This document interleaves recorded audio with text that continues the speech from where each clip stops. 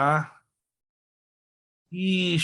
Nós estamos começando a gravar a segunda aula desta matéria denominada Hermenêutica e Exegese 1. Esta é a matéria de Hermenêutica e Exegese 1. Está ali nossa irmã Isabel no tráfego. Meu Deus, está chegando quem? Deve ser Lucas. Vamos lá.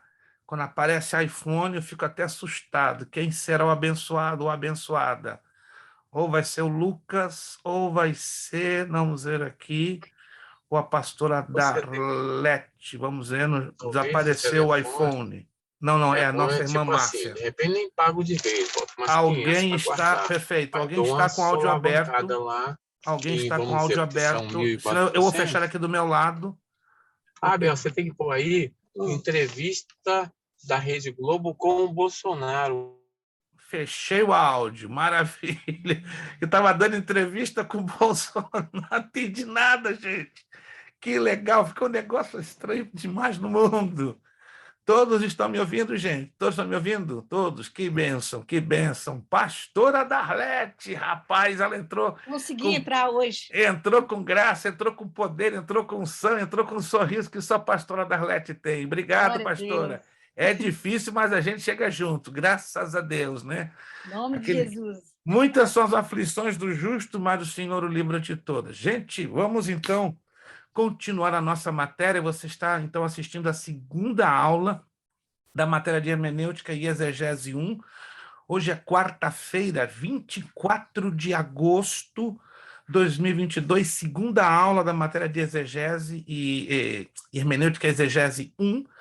Segunda aula, curso básico em teologia, turma das quartas-feiras. Queremos agradecer o esforço que a grande maioria aqui fez, né? Todos fizeram um grande esforço para estar aqui, não é muito fácil às vezes estar aqui, mas graças a Deus.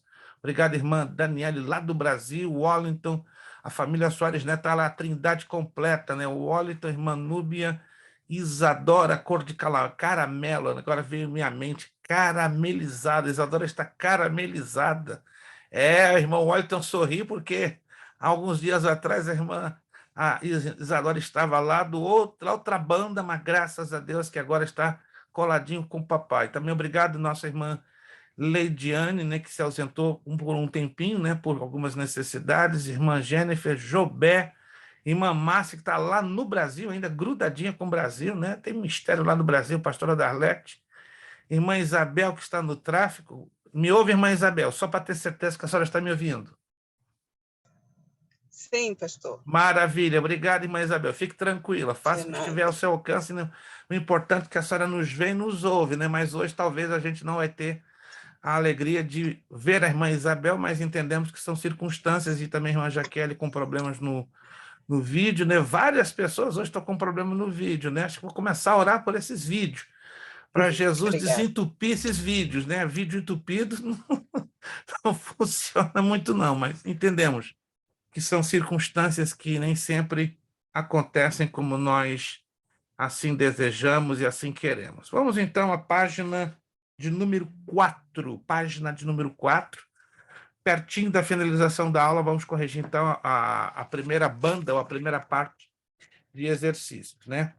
Se vocês se lembram, nós na página 4 falamos dos 5 pontos de destaque que o sentido original do texto bíblico abrange. Quantos se lembram disso? Quantos se lembram que foi a última parte que nós falamos, dizendo assim, ó, o sentido original do texto abrange basicamente 5 pontos de destaque. Então, já falamos sobre a questão do idioma original, da ocasião do texto bíblico, do lugar do texto bíblico, da cultura e dos costumes. Agora, peço aqui redobrada atenção que daqui por diante algumas coisinhas vão apertar naturalmente, porque essa é uma matéria de características técnicas. E tudo que é técnico, ainda que ligado com a Bíblia Sagrada, com a palavra de Deus, causa um pouquinho, claro, de dificuldade, mas nós vamos ir devagar e a gente vai, juntos, vamos superar essas dificuldades. Vamos lá.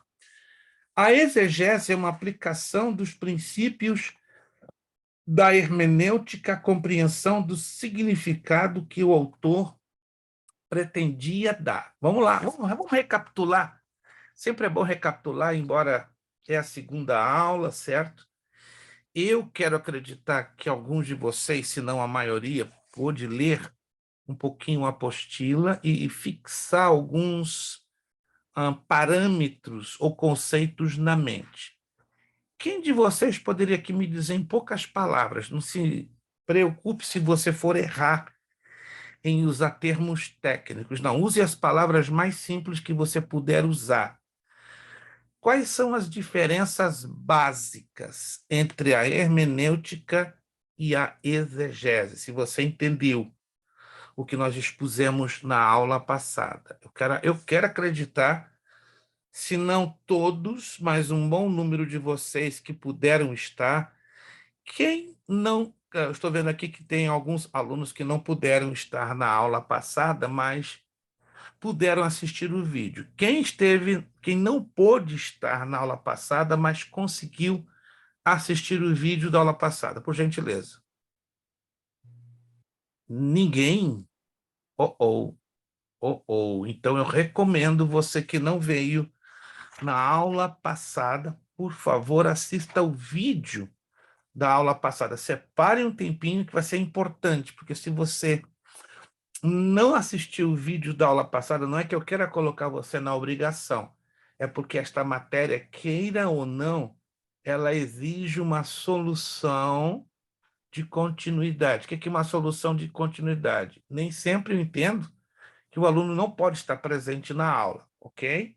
Mas uma das razões que colocamos as aulas gravadas, postadas, lá no canal do YouTube, exatamente para ajudar o aluno quando ele se ausenta por A e B razões. Não quero colocar você em nenhuma obrigação, mas, em se tratando de uma matéria difícil como a hermenêutica e exegese, eu recomendo, não obrigo, mas recomendo, faça um esforço, separe um tempinho em todos os dias da semana e assista a aula que você perdeu, porque a próxima aula que você vai estar presente pode lhe causar uma pequena dificuldade na compreensão do que já foi dito na aula que você perdeu. Quantos estão me entendendo, gente? Quantos estão me entendendo? Alô? Isto. E não entenda isso como uma obrigatoriedade, mas como uma necessidade para você entender a sequência. Entendeu? Se você agora vai estar aqui, não esteve na aula passada, não assistiu o vídeo, é natural que você vai ter, ok?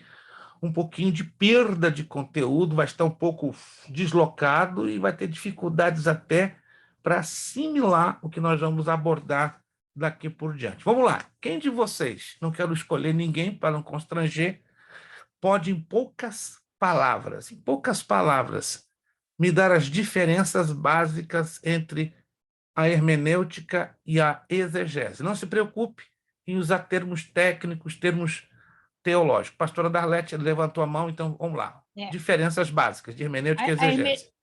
a hermenêutica é a agrupação do conjunto de leis de princípios de interpretação de texto bíblico, né? Maravilha, maravilha. A exegese é o estudo significado da Bíblia, texto bíblico. Maravilha, pastora! Oh, pastora começou jogando fogo, meu Pai Celestial, né? Eu sei que ela é dedicada, ela anotou, fez bonitinha a anotação dela, né? Ela não perdeu nada, pastora, só por causa disso. Olha, fiquei até emocionado em ouvir a senhora, né? Parece uma professora de escola. Oh, pastor, que isso? Só me deixou agora emocionado. Eu fiquei na cor da minha camisa. Gente, ela foi. Você perceberam? Ela foi bonitinho, bem harmônico. 50 pontinhos para a sua participação. Meu Deus. Oh, meu Deus, obrigada, hein? Não se assusta, vez. não. Não se assusta, não. Quando chegar lá na sua nota, a senhora vai ver um 100zão. A senhora não vai saber de onde vem aquele 100. A senhora vai se lembrar de hoje. Ih, rapaz, esse 100 veio daquele dia que eu participei, né? Quebrei um pouco a timidez e falei. Vale a pena quebrar a timidez, gente, porque quando chegar lá naquelas notas, você vai não entender nada. Ué, o que eu fiz para merecer aquele 100zão? É que você Obrigada, participou. Parabéns, pastora. Que bom, que felicidade. Enche o meu coração. E qualquer um de vocês pode pegar um 100zão, um 50, entendeu? O negócio é quebrar. Não, mas eu tenho medo de errar. Medo é uma coisa um pouco natural, mas em se tratando de sala de aula temos que nos esforçar. Então, entenderam?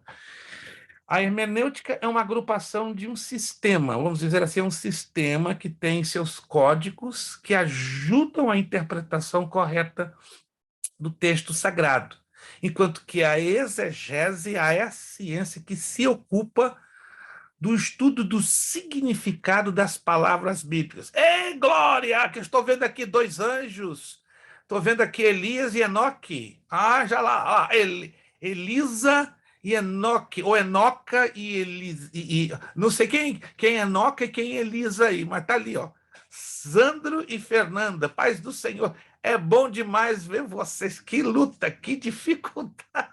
Estão no telefone, eu estou vendo que vocês estão em miniatura, né? Mas tá bom, melhor ver vocês em miniatura do que não ver, né? Olha o sorriso do irmão Sandro. Meu Deus, tá do tamanho de uma lua. Tá lá, grandão, lá, abriu os dentes, o negócio ficou bonito. É recíproca a alegria de rever o irmão depois de um tempo, né, de ausência devido a dificuldades técnicas. Deus abençoe. Muito bem, meus irmãos, então nós já temos a ideia. Hermenêutica, interpretação. Exegese, entender e aprender o significado das palavras no texto bíblico. Fora a questão da hermenêutica e da exegese, vamos encontrar dois mecanismos dentro, muita atenção aqui, por favor, dentro desses dois, que é a teologia bíblica e a teologia sistemática. Qual é a função da teologia bíblica e da teologia sistemática dentro da hermenêutica e da exegese? Olha só, a teologia bíblica, ela organiza os significados de uma forma histórica, enquanto que a teologia sistemática dispõe esses significados em uma forma lógica. Em resumo, a hermenêutica expõe os princípios de interpretação e a exegese aplica-os a buscar o sentido do texto. Olha que interessante. Então, a teologia bíblica, ela vai organizar os significados, não é, das palavras de uma forma histórica e a sistemática de uma forma lógica, ou seja, de uma forma que faz sentido quando nós estudamos a palavra de Deus. Querem um exemplo? Os evangelhos. Quando os evangelhos foram compostos para fazerem parte da parte inicial do Novo Testamento, eles foram colocados de uma forma lógica. Aí você vai me perguntar, por que de uma forma lógica? Para que fizesse sentido na nossa compreensão. Imagina um exemplo, só um exemplo, que quando se organizou a Bíblia, colocassem assim, ó, Mateus, Atos, 2 de Coríntios, Lucas, Romanos e Apocalipse. Ficaria uma coisa um tanto fora de lógica, um tanto fora de lugar? Sim ou não? É a pergunta que eu faço. Se os evangelhos fossem separados dentro do contexto do Novo Testamento, não ficaria uma coisa meio perdida, meio fora de lógica, sim ou não? Eu acredito que sim. Não sei se alguém já percebeu isso. Embora, depois de muita leitura, você conseguiria fazer o quê? As conexões. Mas daria um pouquinho de trabalho. Você pegar Mateus lá na frente, ou seja, começando, Lucas lá embaixo, perto de 2 de Tessalonicenses, digamos, Marcos, perto do Apocalipse, isso nos causaria alguns transtornos. Mas no momento que houve a organização dos livros da Bíblia, os teólogos, os experts se preocuparam justamente nesse sentido, de estabelecer uma teologia bíblica e de uma teologia sistemática. A Bíblia trazer os significados de uma forma histórica e a sistemática de uma forma lógica. Vamos agora aos princípios elementares da hermenêutica bíblica. A irmã Eliane conseguiu, né? Está lá no celular dela, conseguiu, ainda está deitadinha, inclinada, né? Porque depende do celular, o celular não vira, né? Aí tem que dar depois com calma aquela ajustada nos settings, né? Que mostra o que cada celular é diferente, né? Quando você vira, ele vira, e às vezes ele trava no meio do caminho, mas não há problema. Importante que a irmã Eliane está ali, né? Ela parece que ela está na casa do Batman. Por que na casa do Batman, né? Não sei se alguém viu o filme do Batman dos anos 60, as casas, a imagem andava tudo para trás, assim, inclinada. Então parece que a irmã Eliane está na casa do Batman, está tudo inclinado, né? Mas isso é normal, calma. Tem um efeito especial que só ela consegue fazer com o celular. Pode descontrair um pouco, porque às vezes estressa, entende? Para a gente ter as coisas funcionando direitinho. Mas vamos lá. Princípios elementares da hermenêutica bíblica. Convém, obviamente, conhecermos os requisitos que o hermeneuta, ou intérprete das Sagradas Escrituras, necessita possuir para o exercício de um eficaz, equilibrado e proveitoso trabalho. Se você quiser anotar o significado da palavra hermeneuta, intérprete da Bíblia Sagrada, tá? Coloca aí escrito em algum lugar. Significado da palavra hermeneuta.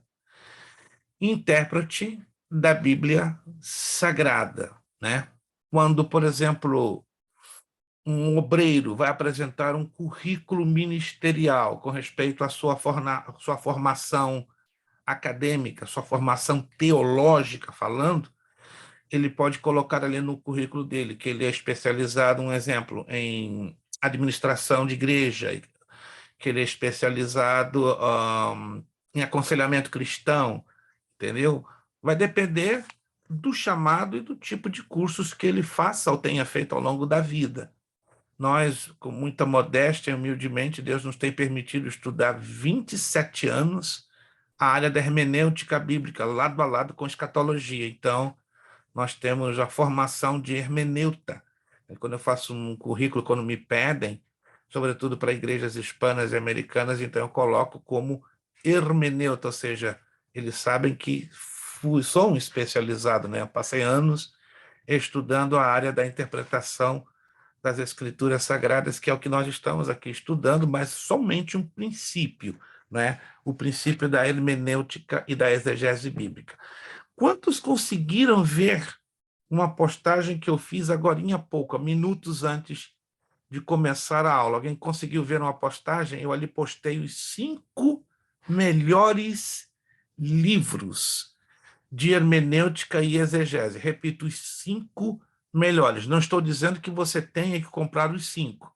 Se puder ter os 5, é espetacular, show de bola, como dizem lá no Rio de Janeiro, né? Show de bola ao quadrado.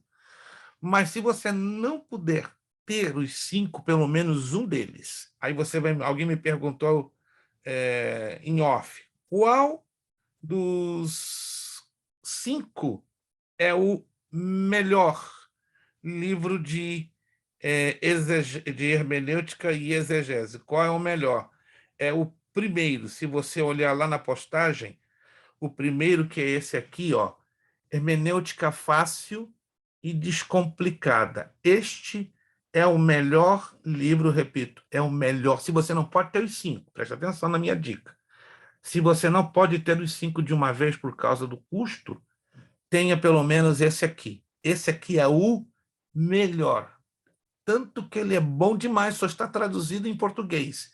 Ele é de um brasileiro chamado Esdras Costa Bento. Ele é excelente. Eu tenho todos os 5, tá? Mas se você não pode ter os 5, pelo menos esse. Esse aqui é o número 1.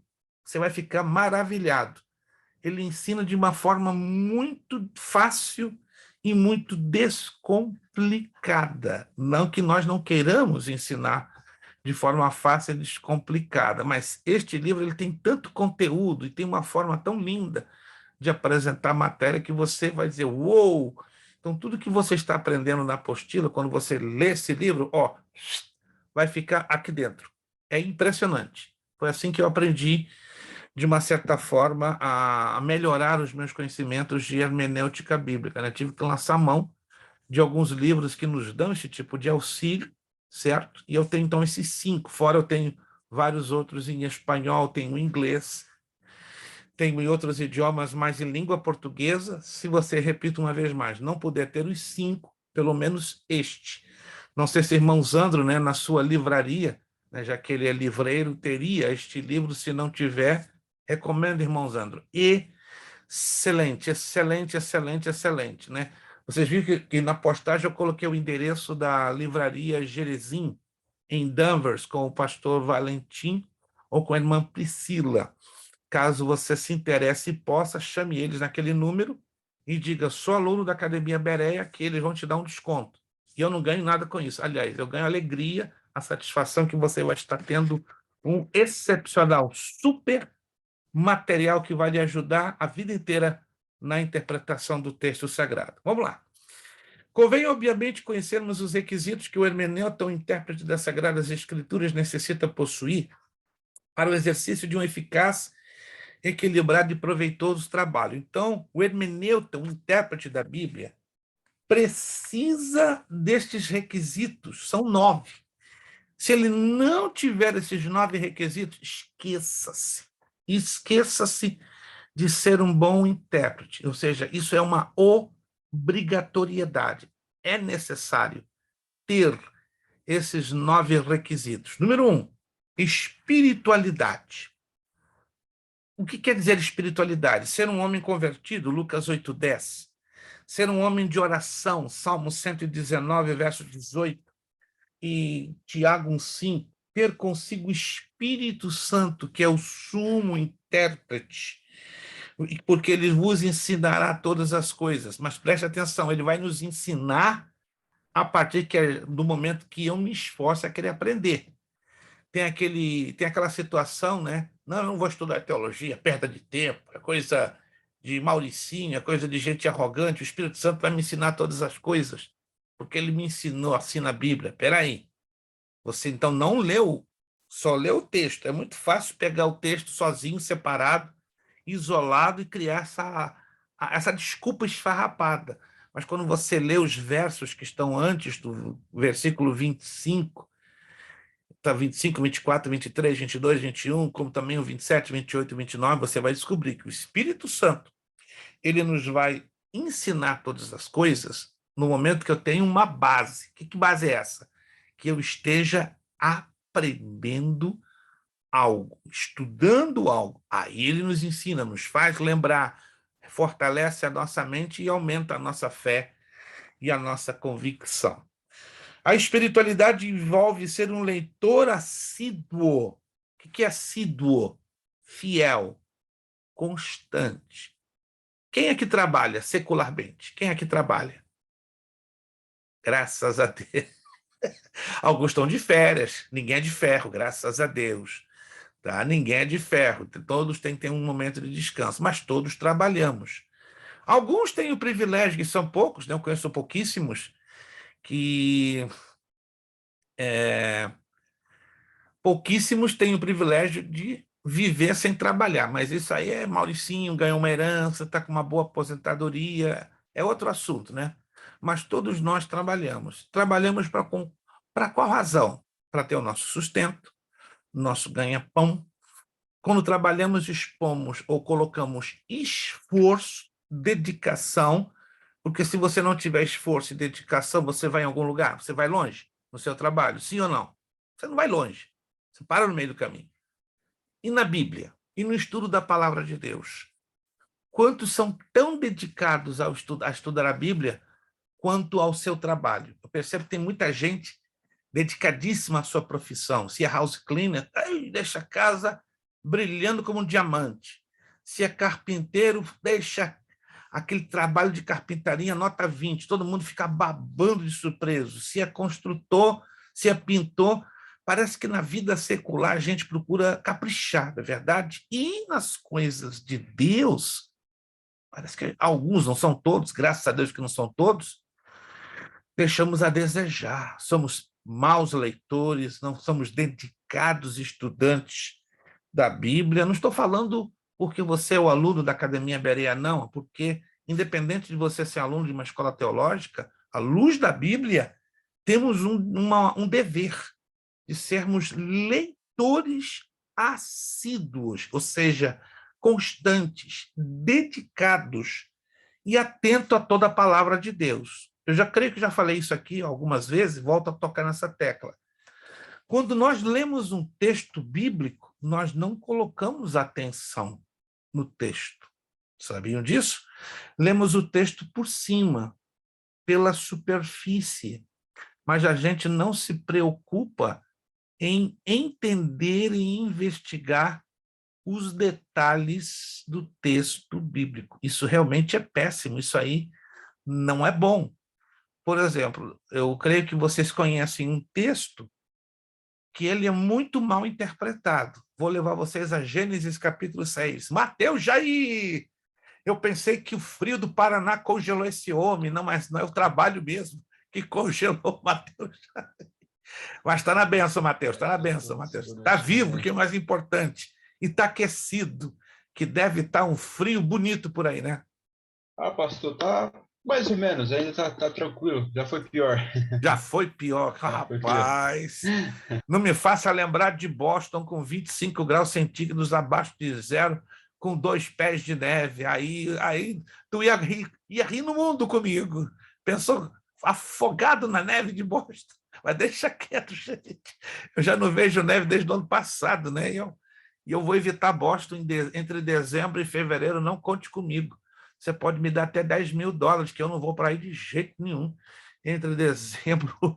Não, o Gilberto está rindo, né? Porque ele vai ter que rapar neve, né? Irmão Walter, a mesma coisa. Pastora Darlete, irmã Leidiane, né? Não estou esnobando vocês, não, gente. A Flórida é bonita, né? Mas ela é quente no mundo. Vamos lá! Livro de Gênesis. Vamos sair da Flórida e vamos para Gênesis. Vamos para o livro de Gênesis, capítulo 6. Gênesis, capítulo de número 6. Versículo 1. Aconteceu que, como os homens começaram a multiplicar-se sobre a face da terra, lhes nasceram filhas. Olha que interessante. E viram os filhos de Deus que as filhas dos homens eram formosas, e tomaram para si mulheres de todas as que escolheram. Então disse o Senhor: não contenderá meu espírito para sempre com o homem, porque ele também é carne, pois os seus dias serão de 120 anos.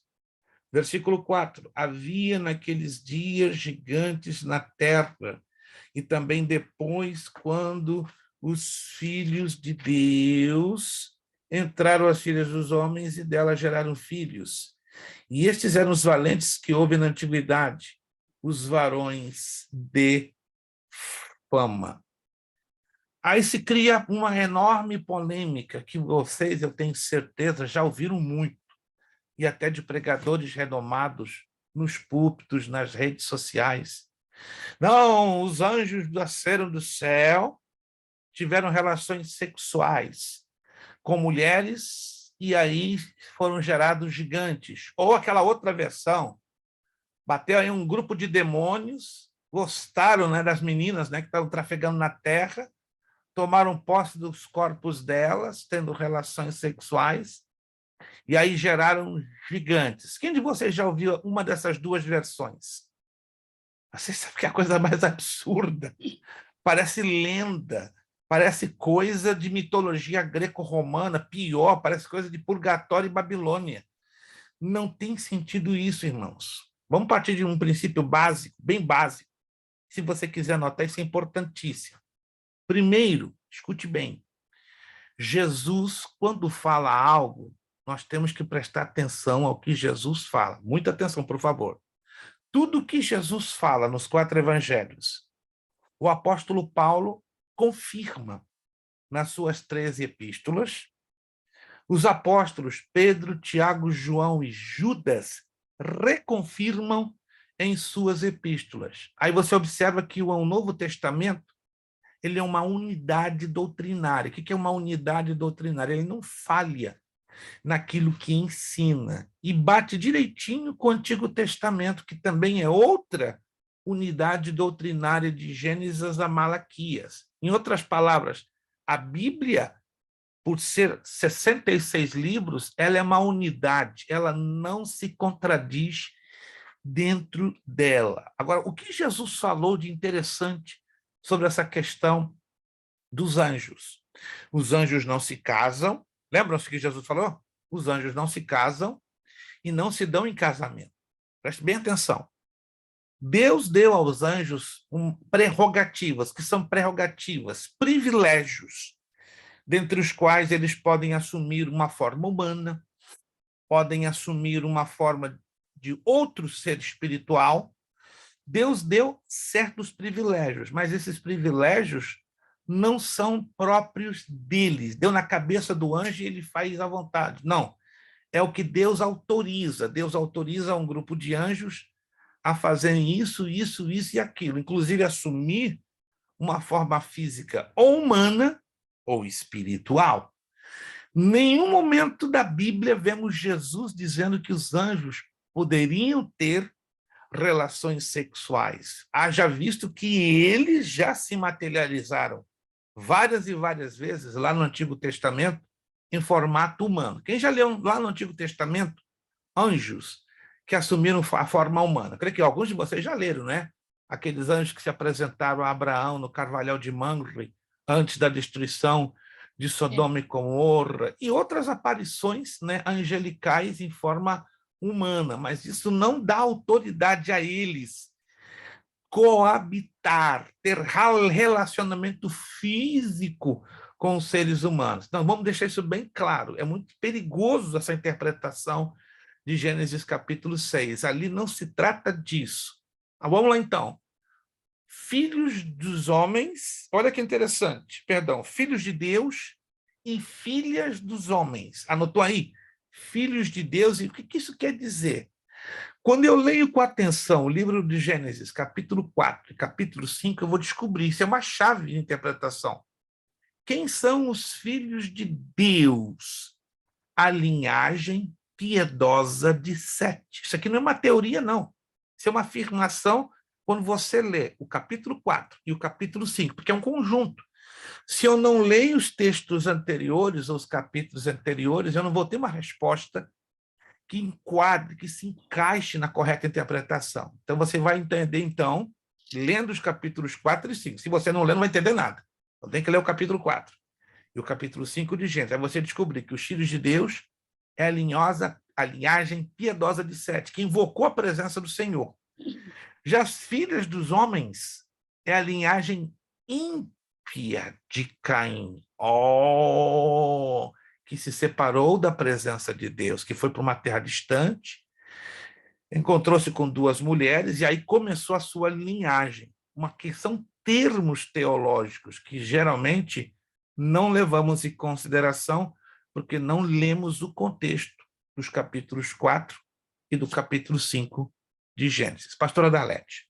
Ô, pastor, mas então de onde vêm os gigantes? Você vai falar essa parte agora? Agorinha, estou entrando agora, né? O pastor Darlete hoje está na unção. É o que eu quero saber, porque... Uma vez que Deus deixou separado, presta atenção, olha que interessante, filhos de Deus, linhagem piedosa de Sete. Está anotando aí? Filhos dos homens, linhagem piedosa de Caim. Caim saiu vagando na face da terra com uma marca. Lembram-se que Deus colocou uma marca sobre Caim? Todo aquele que tentasse matar Caim seria vingado. Não toque em Caim, não, tu vai ter problema. Só que Caim trouxe algo errado, algo ruim, um gene pecaminoso.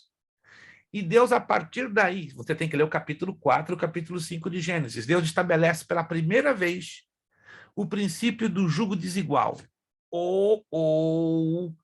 Lá na primeira carta de Coríntios, Paulo deixa bem claro, não vos prendais a um jugo desigual. O que isso quer dizer? Crente tem que casar com crente. Ímpio, casa com qualquer um. Mas crente, pela palavra de Deus, tem que se casar com crente. Temos dúvidas sobre isso? Está bem claro? É o que bem Paulo ensina, da parte da terra, até mesmo sob a inspiração do Espírito Santo e algumas orientações que Jesus deixou lá atrás nos evangelhos. Mas lá no Antigo Testamento, Deus já lança o princípio do jugo desigual. Deus deixou assim, a linhagem de Caim, ok, que eles cresçam, multipliquem, se expandam, cresçam, façam o que achar por bem. Mas a de Sete fica separada, porque a de Sete foi chamada para me servir. É a linhagem separada para me servir. Mas é o que deu. Como diz no Rio de Janeiro, deu ruim. Como deu ruim? Alguns descendentes de Sete, certo dia, a Bíblia não dá detalhes, viram lá as descendentes de Caim e falaram, bonita essas meninas, Tinha tanta menina bonita, né, no meio da linhagem de Sete, aqueles cabeças duras, né, cabeças de tontos, logo foram se apaixonar pelas meninas do lado errado, do jugo desigual. Aí a união sexual dos dois gerou uma consequência no mundo espiritual que veio para o mundo físico. A palavra Nefilim, que a Bíblia traduz por Almeida gigantes, Nefilim, anote aí. Todas as palavras no hebraico que terminam com in, fala de plural, in, né? Elohim, Deus trino, e assim vai. Então, a palavra hebraica que nós lemos aí para gigantes é Nefilim. E o que quer dizer Nefilim? Mutantes. Mutantes. Então, pela primeira vez, ocorre uma mutação genética. Homens de gigantesca, de alta, de um tamanho enorme. Esses são os Nefilins. Então, Deus deixou bem claro. Não foi do agrado dele aquela união sexual entre a linhagem de Caim e a linhagem de Sete. E, como consequência, nasceram gigantes, homens de uma estatura nada normal. Se você estudar o livro de Josué, você vai descobrir que entre esses gigantes que se proliferaram na terra de Canaã estavam os anaqueus, ou anaceus. Aí você vai descobrir que eles eram descendentes de Anak. Anak, quando nós aprendemos essa palavra no hebraico, quer dizer pescoço comprido. E a arqueologia, há uns 20 anos, encontrou uma ossada de um gigante na altura de Cafarnaum. Olha que interessante, né? Junto à casa de Pedro, uma ossada de um gigante que media 3,27 metros. Só de pescoço, 62 centímetros. É um cisne. Imagina um pescoção, 62 centímetros. Não é normal, né? Pode tomar água à vontade, pode fazer ginástica para lá e para cá e o pescoço não quebra. Esses eram os habitantes de Hebron, de Kiriat Arba. Se você ler lá no texto de Josué, que aonde a Caleb reivindicou aquela parte. Então, respondendo a pastora Darlete, os gigantes são o resultado da desobediência estabelecida entre a linhagem de Sete e de Caim. Não era vontade de Deus que eles se prendessem a um jugo desigual. Isso não é uma teoria, isso é uma afirmação quando você estuda, entende, os capítulos 4 e o capítulo 5. Aí nós temos, né, só para fechar essa parte, para você entender como é interessante a gente fazer uma interpretação correta, as expressões filho de Deus, né, ou filho de Deus, tem emprego variado na Bíblia Sagrada. Por exemplo, em cada caso, é imperioso, é necessário você buscar e manter a analogia, ou seja, a comparação geral das Sagradas Escrituras, porque esta analogia, Pastor, esta comparação, sim. Só há uma dúvida que surgiu aqui. Fale. Então, os gigantes foi a consequência da desobediência, né? Que se uniram os filhos dos homens com os filhos de Deus. Ok. Mas aí veio o dilúvio, acabou com tudo. Por que na época de Davi tinha gigantes? Um resquício genético. Oh. Um resquício genético que estaria supostamente em um dos filhos de Noé. Não sabemos em qual dos três. Porque se traçarmos as genealogias lá de trás do Gênesis, fatalmente vai cair em quem? Os filhos de Noé. Exatamente qual dos três trouxe esse resquício genético, nós não sabemos. Se foi Sem, se foi Cão, ou se foi Jafé. Quantos estão me acompanhando? Essa pergunta da irmã Núbia valeu 50 pontos. Gente, essa pergunta aí é pergunta estilo Darlete. A irmã Darlete hoje colocou a bola e está chutando com força, está mandando para todo mundo. Então, você pega essa bola. Jobé pega essa bola. A pastora Darlete hoje está fazendo gol de trivela, de olho fechado, de costa, de frente, está batendo pênalti, a bola já caiu na mão da irmã Núbia. A irmã Núbia vai jogar para alguém. Não sei se vai ser para a irmã Sofia, perdão, irmã Sofia, irmã. Estou com a irmã Sofia na cabeça. Para a irmã Eugênia e vou para a irmã Lidiane. Alguém vai pegar a bola. Estou percebendo que vai ser o Jobé ou o Mateus, né? Porque estão ali se movendo, né? no mover de Deus, daqui a pouco o Jobel ou o Jair vão jogar alguma coisa. Então, respondendo a pergunta, provavelmente foi um resquício genético. Qual dos 3 filhos de Noé? Desconhecemos, mas um deles, Sem, Cã e Jafé, trouxe esse vestígio do DNA ou do DNA, e aí, lá na frente, mesmo com a raça humana toda exterminada, claro, ela voltou a se multiplicar através dos descendentes de Sem, de Cão e de Jafé. Há um teólogo que levanta uma teoria, é uma teoria, não temos como afirmar, que poderia ser descendente de Cão. Poderia, porque Cão, se vocês estudarem a vida de Cão, ele se afastou da presença de Deus, ele criou problemas para o seu pai, ou seja, foi a ovelha negra dos 3 filhos de Noé. Então, poderia haver essa possibilidade, tá? Que seria descendente de Cão. Mas só para fechar a questão dos filhos de Deus, né?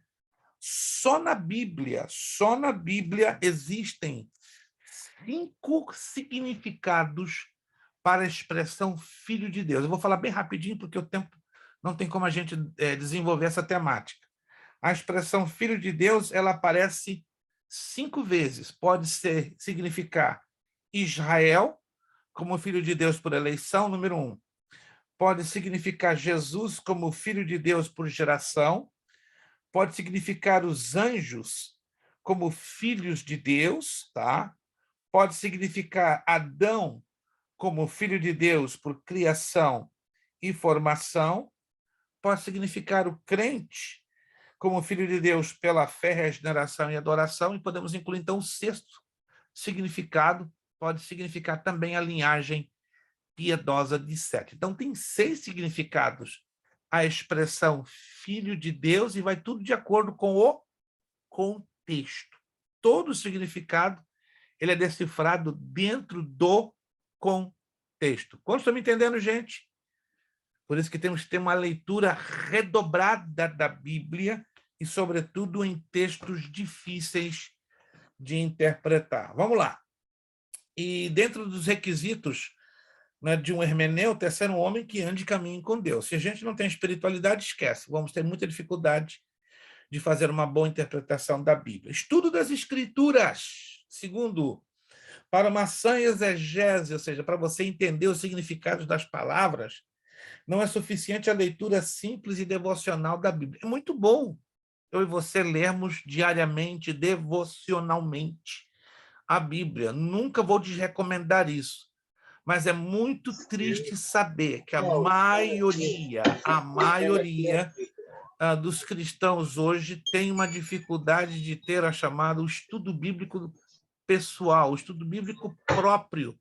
Como é importante, irmãos, além da leitura devocional da Bíblia, separar um tempo durante a semana para estudar a Bíblia. Não quero envergonhar ninguém, não quero constranger ninguém, não quero deixar ninguém sem jeito, mas quem conseguiu já ter o hábito de estudar a Bíblia? Alguém já conseguiu ter o hábito? Não estou querendo envergonhar ninguém. Eu proponho a você começar, faça uma tentativa, não é difícil. Uma coisa é eu ler a Bíblia, outra coisa é pastor, para mim é o suficiente estudar as quartas-feiras. Ok, é uma escolha sua, mas você vai chegar à conclusão que não ainda é de todo o suficiente, só separar 2 horinhas por semana para estudar a Escritura Sagrada. Vários especialistas têm orientado o seguinte: para você fazer um bom estudo da Bíblia, em média, se toma por baixo 5 anos. Por baixo.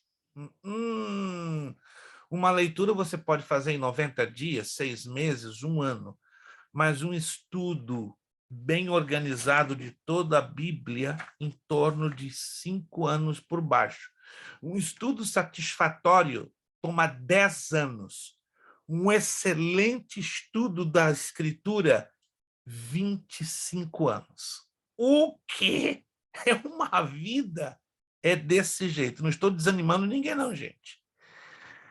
Eu vou fazer 63 anos na sexta-feira que vem, se Deus me der vida e saúde. E, graças a Deus, há 2 meses eu comecei a ler, a estudar, pela 4ª vez, a Bíblia.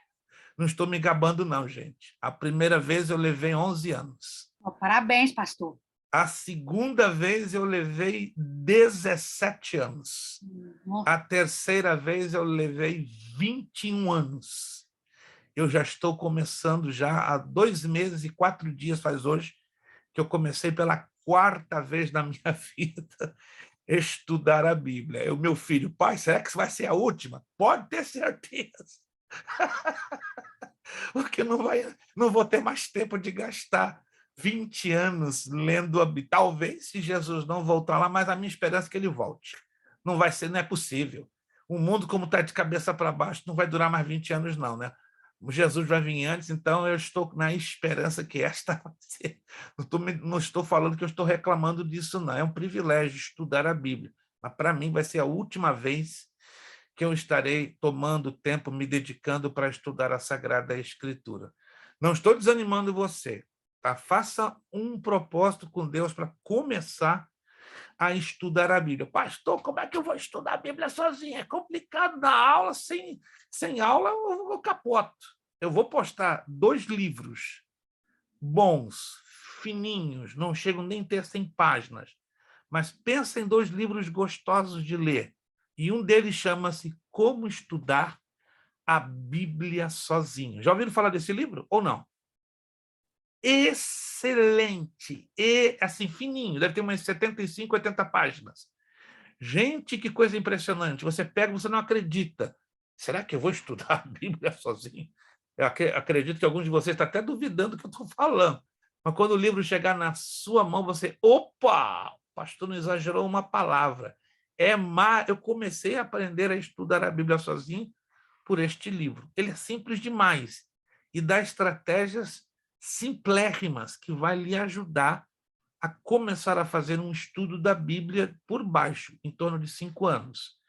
E daí, na medida que você vai ganhando gosto e formando hábitos, você vai começar a ler em 5, 10, em 15 e assim por diante. Repito, há uma diferença entre ler e uma diferença enorme em estudar a Bíblia. Por isso, estou batendo nessa tecla por causa disso aqui. Ó. Para uma sã exegese, não é suficiente a leitura simples e devocional da Bíblia. Faz-se necessário o quê? Não. Alguém abriu o áudio. É bem pontinha. O áudio de alguém... Pastor, tem esse livro no Amazon e é R$ 3,69. Você está brincando comigo? Aham. $3,69. Você não estuda a Bíblia se não quiser. E é em português, Você não estuda a Bíblia 3,69. sozinho se não quiser. Se a senhora puder, por gentileza, não querendo pedir muito da sua bondade, fotografar e postar aí no grupo, fica à vontade. Não, por esse preço, gente, tem uma injeção na testa, eu tomo. Uma injeção na testa aqui em Orlando, eu pago $80. Você pode não acreditar. A irmã Lidinha está rindo, hein? Eu não tenho seguro, você vai tomar uma injeção aqui na testa, $80. No bumbum é 50. Como é que eu sei disso?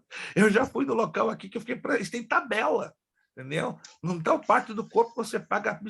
Se está R$3,69. Meus irmãos, alô, gente, é mais barato do que você tomar uma injeção da testa, aonde que seja. R$3,69 é bom. Irmãos Andro, não tem esse livro aí para revender para os alunos? Como estudar a Bíblia sozinho? Ô, irmãos Andro, vai anotando, irmãos Andro, vai anotando. Lá que eu fico lá. Você pode vai anotando aí, porque irmãos Andro, não é que eu quero colocar irmãos Andro no compromisso, entendeu? Não é questão disso. É que ele é comportor, ele é revendedor de livros, e também seria uma boa opção para ajudar o irmãos Andro. Alguém está acidentalmente deixando o áudio aberto. Se você abrir o áudio, feche, por gentileza, que tem um som um pouquinho incômodo saindo constantemente, né, aqui na escuta. Eu agradeceria. Se for participar, abra, participe, depois feche, porque o som é muito sensível, eu acho que alguém está deixando, infelizmente, o áudio vazar. Deixa eu fechar de novo. Já é a terceira vez que eu estou aqui do meu lado, tentando fechar o áudio, por alguma razão, um olho de alguém está abrindo assim, sem querer. Perfeito. Vamos lá. Esse estudo deve ser profundo. Profundo.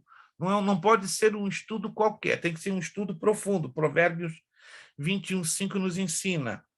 Esse estudo deve estar isento de autoteologia. É o famoso achismo. Eu acho, eu penso, me parece.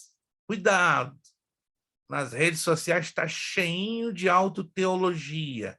Não estou dizendo que você não deva apreciar bons estudos bíblicos pelo YouTube, pelo Facebook, pelo Instagram, mas vamos ter filtro, muito cuidado. Nem tudo que brilha é ouro, pode ser bronze polido.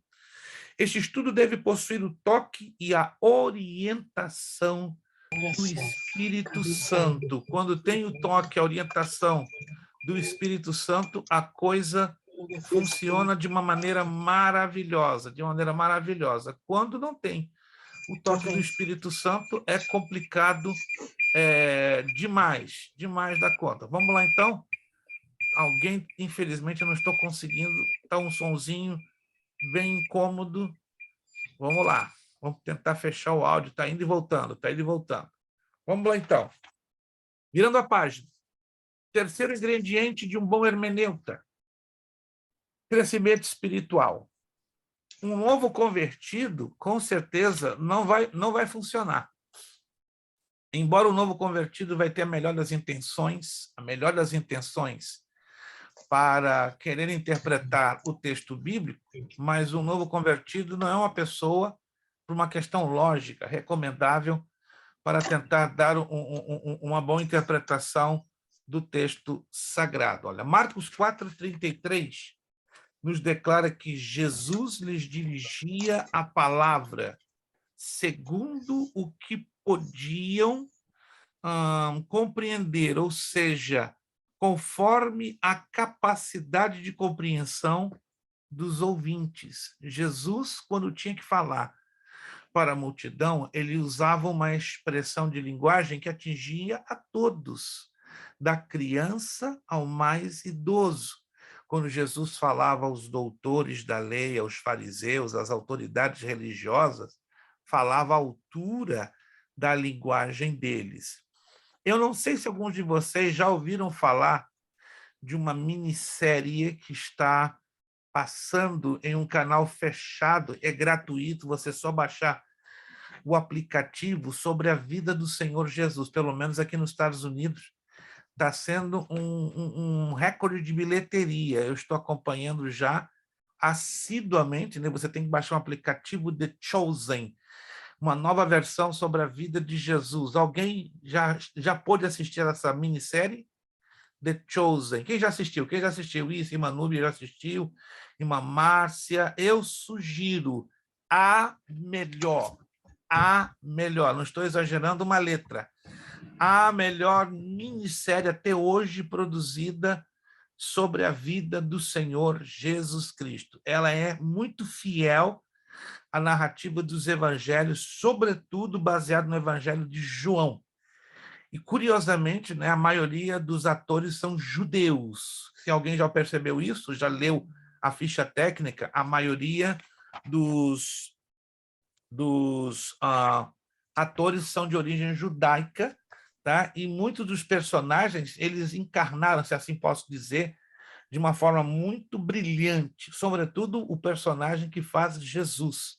Não mostra um Jesus pomposo, um Jesus mirabolante, né, de olhos verdes, como algumas minisséries apresentam, mas mostra um Jesus com uma expressão normal, até mesmo não muito bonita, né? Simples, bem simples como qualquer pessoa, né? Os apóstolos, de alguma maneira, e a narrativa dos episódios é fantástica. Os efeitos especiais, né? Eu sugiro, né?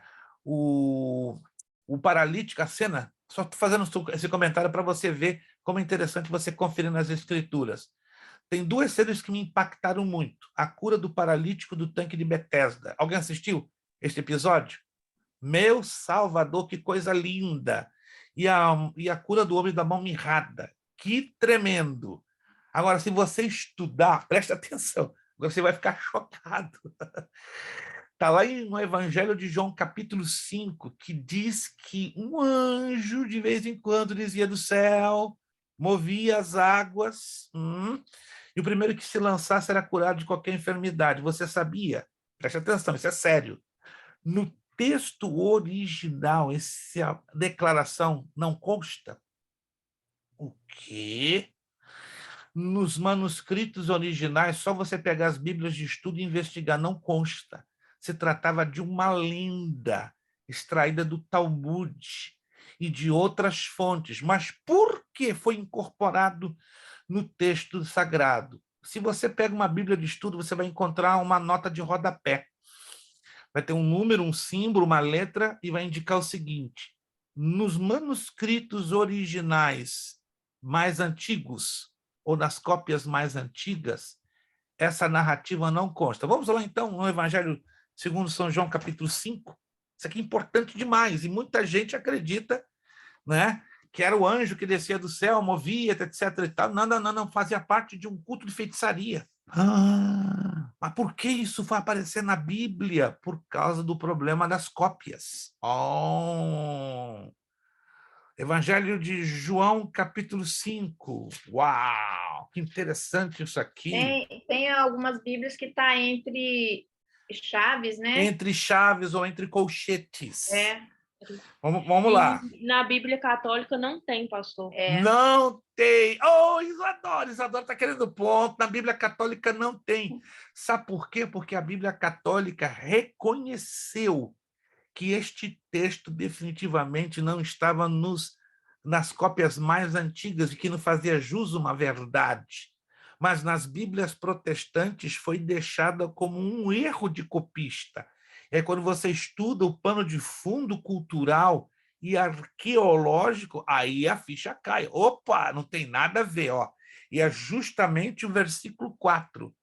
Diz assim: porquanto o anjo descia em certo tempo ao tanque e agitava a água, e o primeiro que ali descia, depois do movimento da água, sarava de qualquer enfermidade que tivesse. Essa declaração do versículo 4, confira, faça um estudo profundo, não consta das cópias mais antigas. Os originais não existem, mas das cópias mais antigas. Isadora está lá levantando a mão. O tanque, ele era um lugar pagão, né, pastor? Tanto que um judeu ativo na sociedade, ele tinha vergonha de ir ao tanque por ser pagão.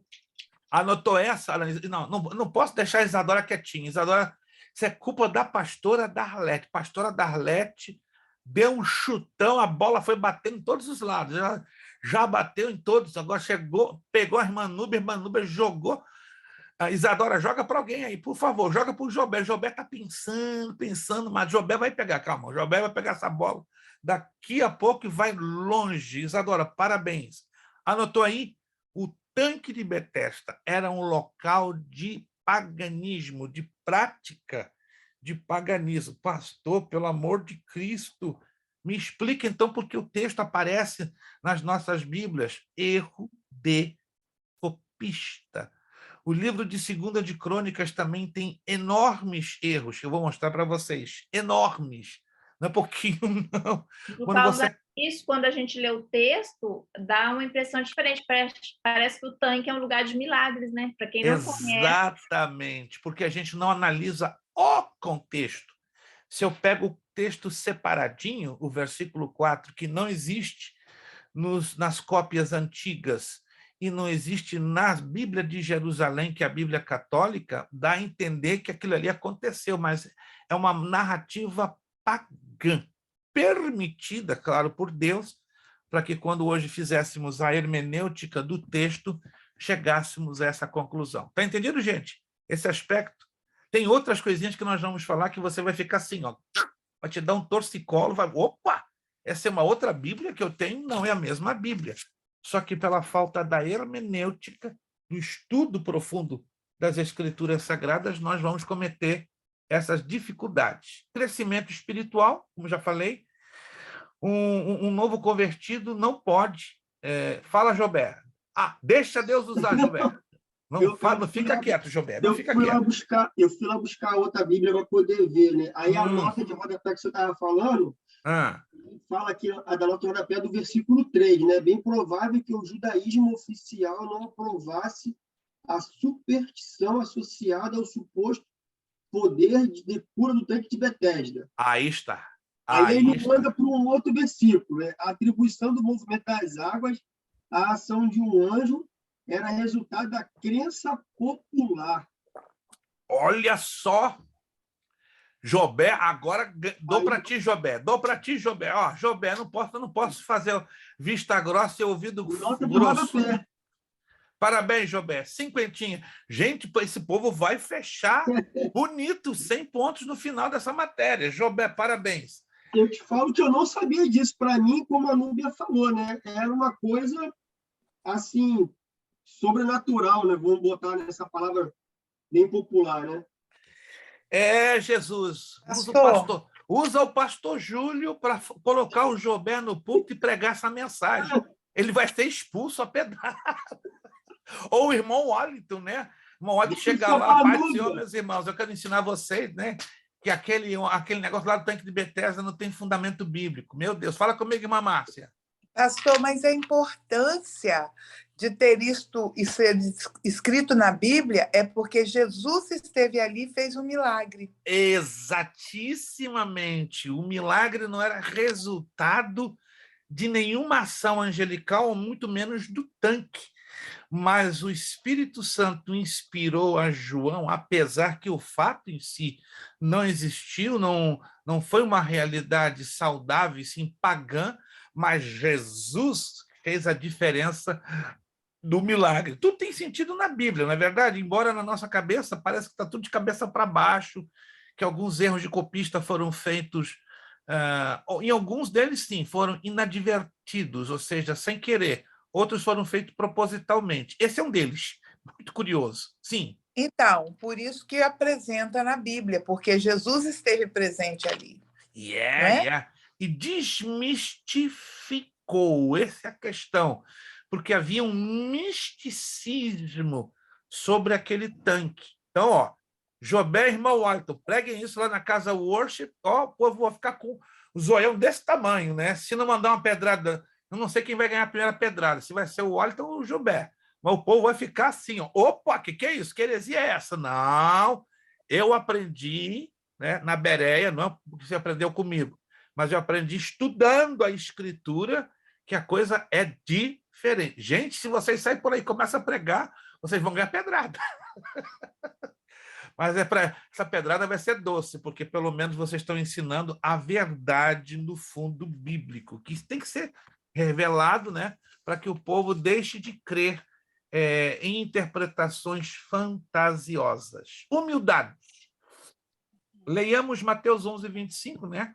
Nossa humildade aumenta na exata proporção da nossa real comunhão com Deus. A palavra humildade, a melhor tradução para esta palavra não é simplicidade. Ah, mas o irmãozinho humilde, é simples, não tem nem o primeiro grau completo. Isso não é humildade. Humildade é dependência completa de Deus. Esse é o sentido da palavra grega para humildade. Fulano é humilde. Aí a gente confunde com simplório. A gente confunde com qualquer outra coisa, mas não se trata, não é, desse conceito. O conceito bíblico de humildade, anotou aí?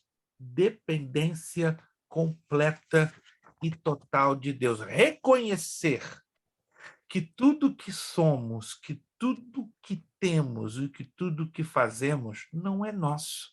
É dele, é por ele e é para ele. Eu não sei quantos de vocês hoje tiveram oportunidade, embora ali ficou gravado, registrado. Fomos convidados pela pastora Diva Dias para fazer um rápido live de escatologia. Quem pôde assistir o live? Alguém pôde? Ou pelo menos assistiu a gravação? Eu assisti a gravação depois. A gravação. Ficou em boa qualidade a gravação, né? Excelente. Depois eu assisti uns 25 minutos. Irmãos, eu recebi uma quantidade louca de mensagens, eu fiquei um pouco assustado e muito acabrunhado. Não, eu sou Quase muito, que virou uma pregação, né, pastor? eu sou sincero, eu Quase que o não, Espírito Santo usou o senhor lá e fez uma pregação eu assim, segurei, tremenda. eu pisei no freio, porque o negócio estava ali muito, muito forte, uma presença de Deus aqui Eu no meu percebi. escritório. Vocês viram que eu estava aqui dentro do meu escritório, uma presença de Deus muito forte. Quando terminou 10 minutos o live, não estou exagerando, irmãos, eu só no Instagram eu recebi, eu particularmente, mais de 95 mensagens. Fiquei muito assustado, não estou acostumado, não tenho esse hábito. Eu comecei a chorar. Minha esposa, por que você está chorando? Isso aqui não é meu, caramba. Isso aqui não é meu. Esses elogios não me pertencem, não. Eu comecei a chorar muito, gente, porque não cabe dentro de mim isso, né? Mas só tem que ficar feliz. Feliz eu estou que Deus foi glorificado, mas eu tenho problema para receber elogio, porque não são meus, não pertencem a mim, entendem? Não cabem dentro da minha pessoa, é tudo dele, é tudo por ele. Perdão, irmãos, que eu estou um pouco emocionado, porque eu me assustei, falei, uau, o que é isso? Com razão. De 95 mensagens no Instagram me elogiando, pastor, foi demais, rapaz. Eu falei, meu Deus, para com isso. Eu tive que escrever umas 10, 15 mensagens, para com isso, meu irmão, você está falando com a pessoa errada. O autor de tudo isso é só um Jesus de Nazaré, ele que fez, é tudo para ele, não é nada para mim. Aí fui obrigado a jogar, né, o nosso lema, é necessário que ele cresça e eu diminua. Aí os pastores sossegaram um pouquinho, né? O que é isso, pastor? Está pregando para mim? Estou pregando sim, gente. O elogio está indo para a pessoa errada. Manda o elogio, a glória e a honra é para um só, Jesus de Nazaré. Como é importante a gente entender isso, gente, que a gente não é nada. E tudo que acontece na nossa vida é dele, por ele, para ele. Amém? Entendemos bem isso, gente? Se você é usado, é Amém. tudo dele, por ele, para ele. Se você é abençoado, é tudo dele, por ele, para ele. Se você recebe aquela unção maravilhosa que sacode terra e céu, é tudo por ele, dele, para ele. Não rouba nada que não pertença a você, porque Glória a tudo Deus. é dele. Está bem entendido isso, gente? Está bem entendido? Se você viver isto, você vai bem.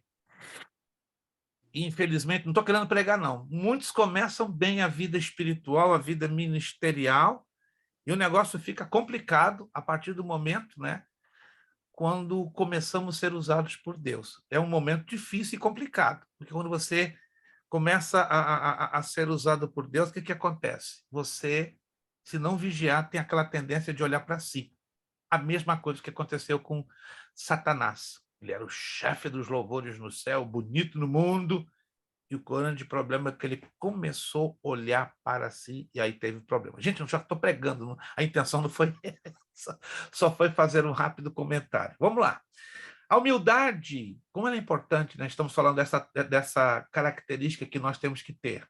Abre a porta de nossa compreensão da revelação divina. O homem de espírito vaidoso e altivo, a este Deus o contempla de longe. Isto é, o orgulho afasta-o da presença de Deus, da presença do Senhor. O intérprete orgulhoso, autossuficiente, presumido, cheio de autoconfiança em sua autocapacidade, não poderá aprofundar-se na interpretação da palavra de Deus. É aquele cara que diz, eu sei tudo, eu posso tudo, eu sou o cara. Não mencionarei nomes por muito respeito que eu tenho a quem quer que seja. Mas existe nas redes sociais um arqueólogo, você vai se lembrar de quem ele se trata, de origem adventista. É tremendo esse homem. Mas nós temos que ouvir e assistir os vídeos dele com filtro. Como assim filtro? 50% de tudo que ele ensina, presta atenção, não estou falando isso para denegrir a imagem dele, não é, nunca foi, não é e não será jamais a minha intenção denegrir a mensagem de quem quer que seja evangélico, seja católico, seja budista, seja espírita, seja macumbeiro, que seja. Não estou aqui para fazer esse papel. Meu papel é cumprir o chamado de educador cristão e, obviamente, trazer alertas sobre certas posturas supostamente evangélicas. Mas deixa eu entrar rapidinho nessa parte, você vai saber a quem eu me refiro. Há um arqueólogo, repito, que ele é muito conhecido nas redes sociais, ele é simpaticíssimo. Eu tive um encontro com ele há 6 anos em Boston, né? Foi um encontro fechado de pastores, né? Isso não foi divulgado na mídia, como eu estava numa lista de um conselho de pastores na época, 6 anos atrás, em 2016, lembraram-se de mim, me chamaram e pagaram até minha entrada, porque tinha que pagar um certo valor. E aí estava esse arqueólogo, né? Ele esteve conosco durante 3 horas. Metade do que ele disse se aproveitou, foi fantástico, mas outra metade, sai bem frustrado. E aí eu fui apresentado a ele, e ele perguntou: quem é o senhor? Eu sou um investigador da Bíblia. O senhor gostou da minha preleção? Interessante. Se aproveitou 50%. Ele ficou chocado. Como assim 50%? Bom, o senhor é adventista, não é verdade? Claro. E o senhor? Bom, a minha base é a Assembleia de Deus, mas a minha formação acadêmica é metodista wesleyana. Ele franziu a cara, franziu a testa. Aonde o senhor quer chegar? Ele já estava um pouquinho nervoso. O que isso quer dizer com 50%? O senhor fez umas declarações não um pouco fortes. E aí eu disse exatamente a parte que não gostei, e provei, tentei provar na Bíblia, ele ficou um pouquinho irritado e se retirou. Foi educado, mas se retirou irritado. Ele repete o que eu ouvi há 6 anos em um vídeo. O que ele diz nesse vídeo? Bem rapidinho, só para você entender. Que a Arca de Noé, que os restos das carruagens de Faraó encontradas no fundo do Golfo de Acaba, que a passagem dos filhos de Israel no Mar Vermelho não passam de uma lenda forjada. Vocês ouviram? Coisa séria. Não, aquilo ali foi uma armação de um arqueologista vigarista. Como é que é?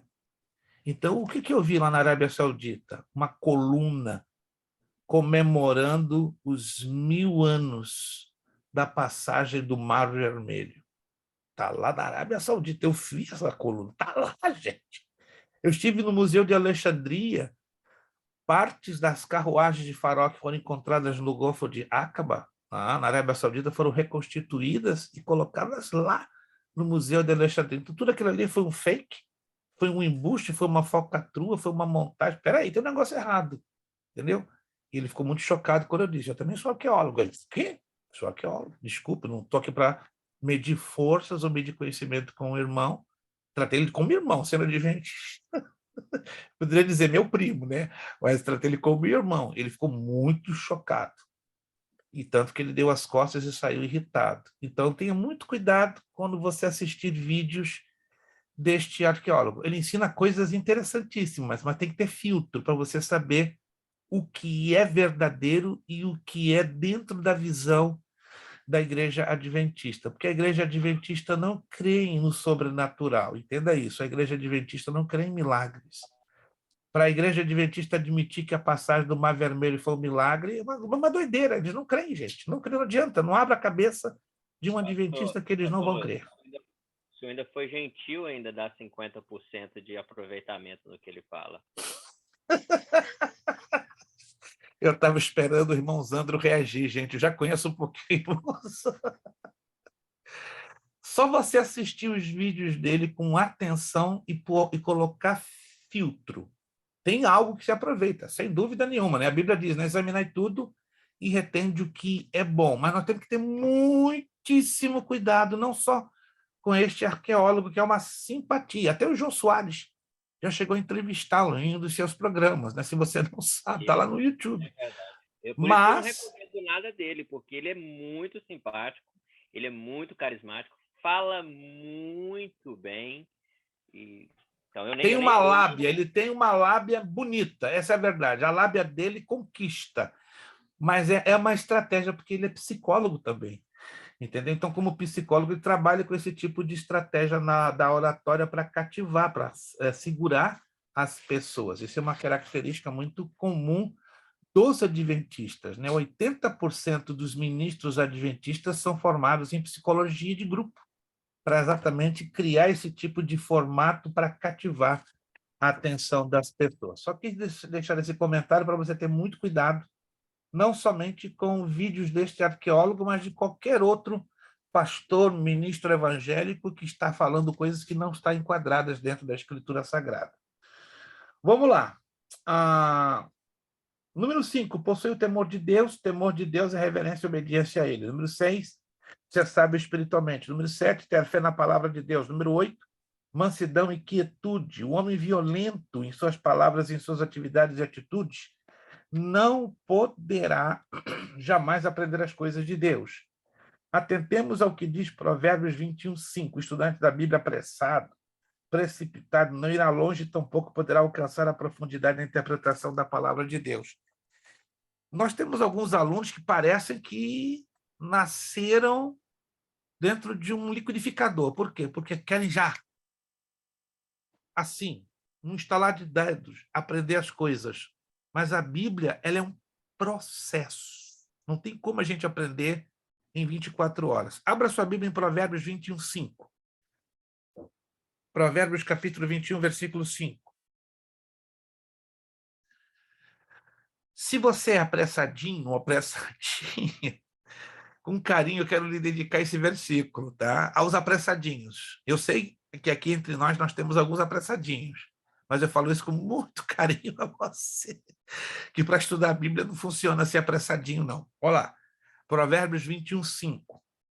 Os pensamentos do diligente tendem à abundância, mas os de todo apressado dão somente a pobreza. Então, quem tem muita pressa pode tropeçar na questão do estudo da palavra de Deus. Então, vamos dar tempo ao tempo. Eu creio que nenhum de nós aqui nascemos de 2 meses de gestação, a menos que haja um fenômeno aqui entre vocês. É normal nascer de 7, de 8 meses, né? Minha esposa nasceu de 7 meses. Tão pequenina que ela cabia bonito dentro de uma caixinha de sapatos. Eu tenho fotos da minha esposa, né, dentro de uma caixinha de sapatos. Mas o que é isso? Uma bonequinha? Sou eu tomei um susto. Ué? E minha esposa quem conhece minha esposa é um mulherão daquele. Pensa no mulherão, né? Tanquezinho de guerra abençoado. Mas quando ela nasceu, dentro de uma caixinha de sapato, 7 meses. Nenhum de nós, né? Normalmente, nascemos de 7 meses, né? Mas nascem, né? Mas de 4, 5, 3, 2, 1, ninguém nasce. É, em geral, de 8 a 9 meses. Como também ninguém nasce de 10 meses, de 11 meses. Aí, né? Aí é gestação de jegue, gestação de mula. Não sei se você sabe, né? A mula leva 10 meses, o jegue 11, né? E o asno 12 meses. Meu Deus! Então, o asno leva 1 ano para gerar. Para com isso, fico com 9, que ainda é um número bem sábio, né? Uma ocasião eu vou explicar a vocês por que Deus decidiu o homem nascer com 9 meses. Tem uma razão bíblica lá dentro do livro de Jó. Lindo isso, gente, lindo. Vamos ver se antes do final da aula de hermenêutica eu vou mostrar para vocês lá dentro do livro de Jó, para vocês entenderem por que Deus deu ao homem a gestação de 9 meses, que é a mais apropriada e mais saudável. E não porque não de 10, de 11, né? Ou de 5 meses. Vamos ver isso um pouquinho mais adiante. Vamos lá. Número 9. A unção de Deus na vida da pessoa. Sim, irmã Márcia. Falando ainda no número 8, mansidão e quietude, mas existe tantos pastores irados, violentos. Mas como é que eles vão pregar, ensinar, apacentar o rebanho, tendo ira e violência nos seus comportamentos e atitudes? Não sei se a senhora já viu o grupo de ovelhas num pasto. A ovelha é um animal muito sensível. Eu já estive 4 vezes no interior da Argentina, no Uruguai, né, e na Inglaterra, no meio de ovelhas. Um movimento brusco espanta as ovelhas, muito estranho, né? Eu tive uma experiência muito estranha no interior da Inglaterra, né? Eu estava tendo a primeira vez um contato com um grupo de ovelhas e olha que coisa louca, né?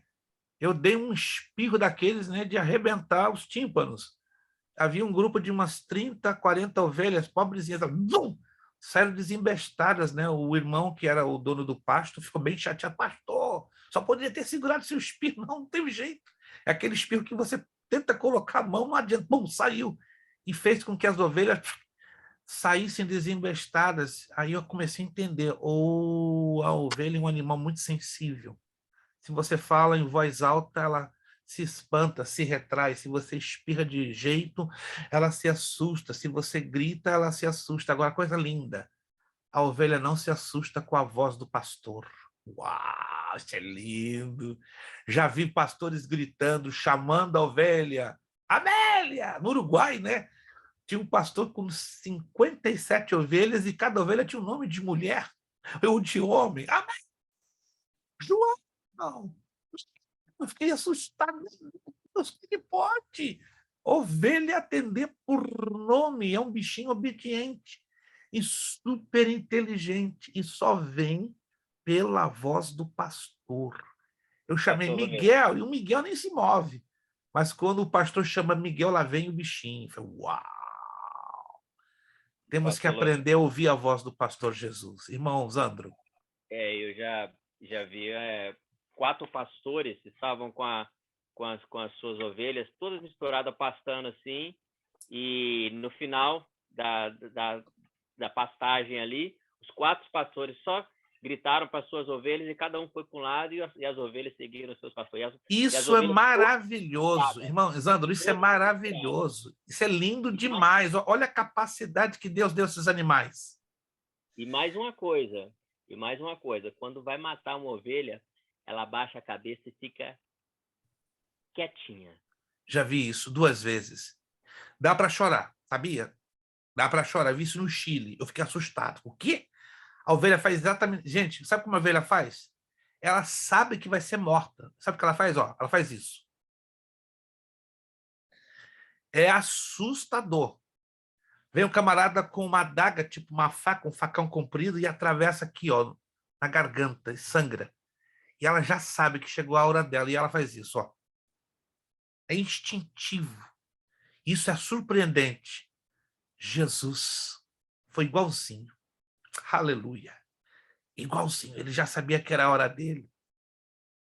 Exatamente como Isaías predisse, ele, ó, foi mudo como ovelha na mão dos seus tosqueadores. Que coisa maravilhosa. E às vezes nós cristãos passamos por lutas, tribulações, acusações, calúnias e abrimos o bocão. Que é isso, Senhor? Eu estou te servindo, jejum, dou dízimo de tudo que eu ganho, estou na igreja de segunda a domingo. O que é isso, Senhor?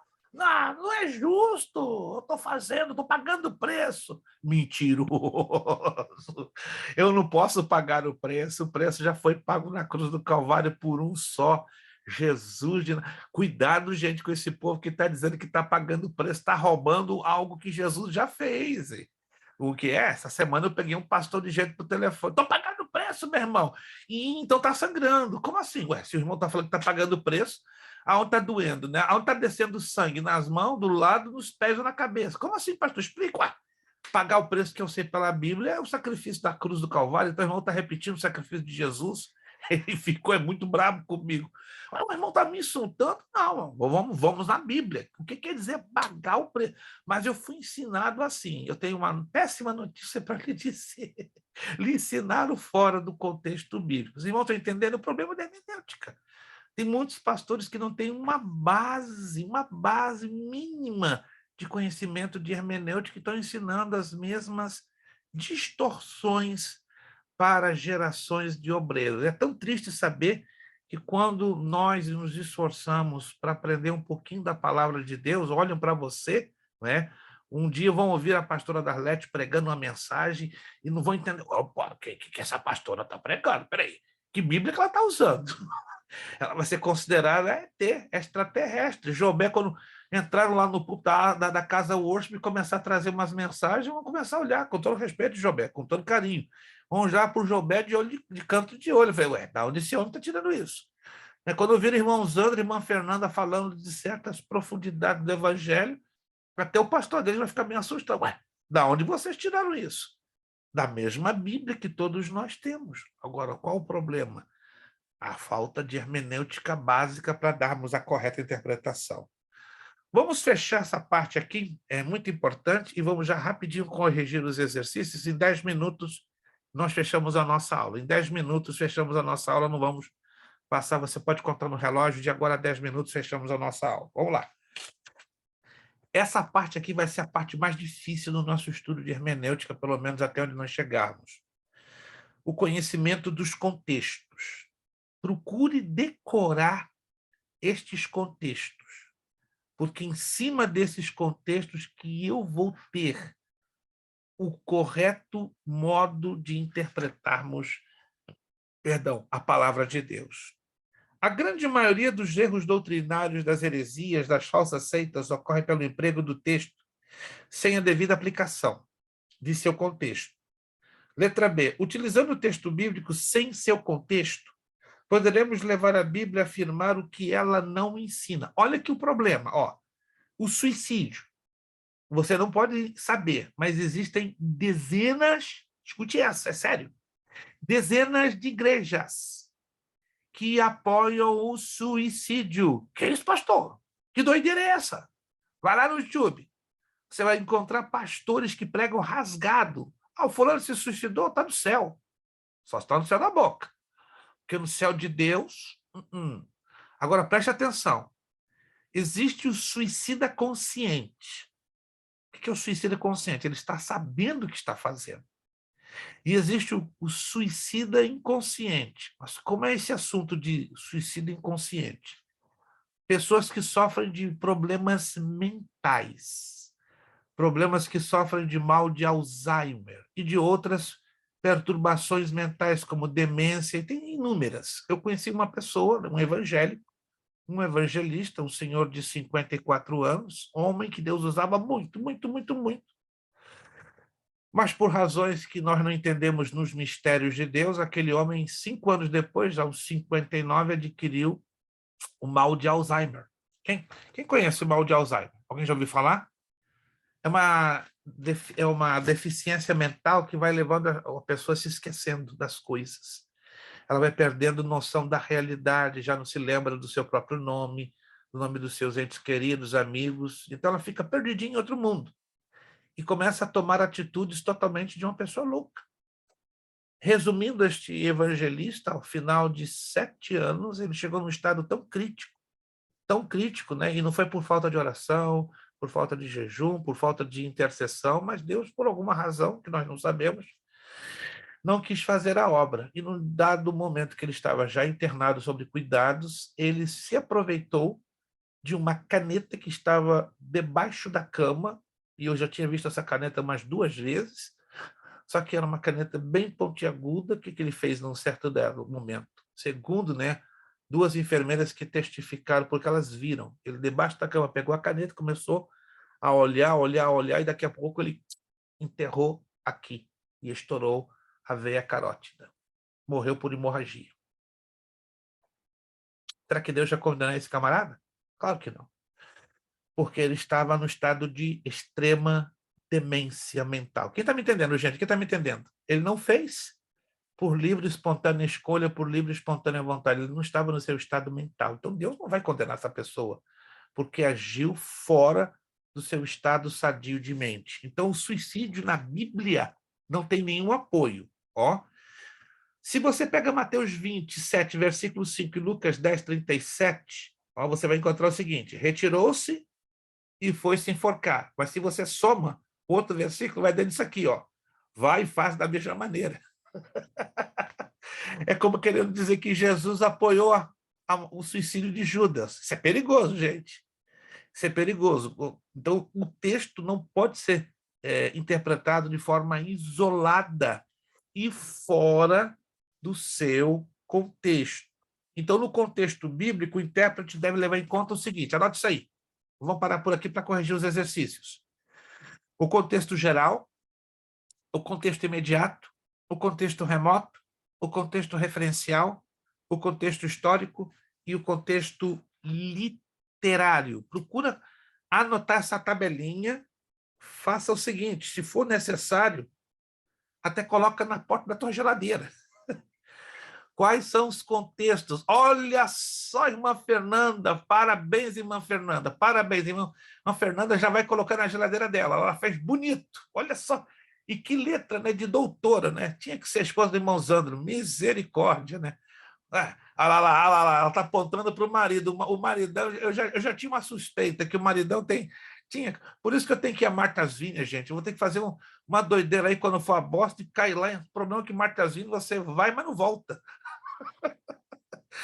Por causa da unção da casa do irmão Zandro e porque o local é difícil no mundo. Ele já sabe, né, que eu já estive na casa dele, mas, meu Deus, eu levei uma idade para chegar na casa dele. É um mundo isolado, mas é gostoso, né? Mas, irmão Zandro, a gente vai chegar aí no mês de outubro, né? Como já lhe falei por telefone, se Deus quiser, a gente não vai cair de paraquedas, vai avisar com antecedência. Anotaram, então? Esses 6 contextos: geral, imediato, remoto, referencial, histórico e literário. 10 horas e 1 minuto. Vamos corrigir os exercícios aonde nós paramos e já vamos terminar em 9 minutinhos. Para terminar, 9 minutinhos. Vamos lá, então. Página de número 11 e página de número 12. Lembra-se que apenas só dessa página... Alguém se lembra? Eu dei só essas 2 páginas para o exercício. Mas na aula que vem a gente vai ter mais. Então, para hoje. Vamos lá. Página 11. Assinale com X a única alternativa correta. Hermenêutica quer dizer qual é a letra correta? C. C. C de casa. C de casa. A arte de interpretar textos. Lê com muita atenção, porque vão ter alternativas aqui parecidas demais entre si. Então, número 1, letra C, a arte de interpretar textos. Número 2, a irmã gêmea da hermenêutica se chama? D. Qual letra? Qual letra? D. D de dado, exegese. Exegese. Número 3 é o estudo das palavras nos idiomas originais. Letra? B de bola, exegese. Número 4. De acordo com a mitologia grega, era considerado porta-voz dos deuses, onde originou-se a palavra hermenêutica. Letra? D de dado, Hermes. D de dado. Número 5. Requisitos que o hermeneuta das Sagradas Escrituras necessita possuir. Letra? D de dado. D de dado de novo. Crescimento espiritual, humildade, temor de Deus, espiritualidade, ser sábio espiritualmente. Número 5, D de dado. Número 6. No contexto bíblico, o intérprete necessita levar em conta o seguinte. Muito cuidado. Aqui dá para confundir. Cuidado. Qual é a letra? C. C de casa. C de casa. C de casa. Veja só que são muito parecidos. É só você eliminar as palavras que não tem nada a ver. Então, número 6, C de casa. Número 7, o contexto geral da Bíblia. Qual é a letra? Qual é a letra? D de dado. D de dado. D de dado. Revela a Bíblia como um todo, panoramicamente. Número 8, o contexto referencial da Bíblia. Qual é a letra? Qual é a letra? B de bola. B de bola. Toda doutrina deve ser confirmada, aprovada e apoiada por referências apropriadas.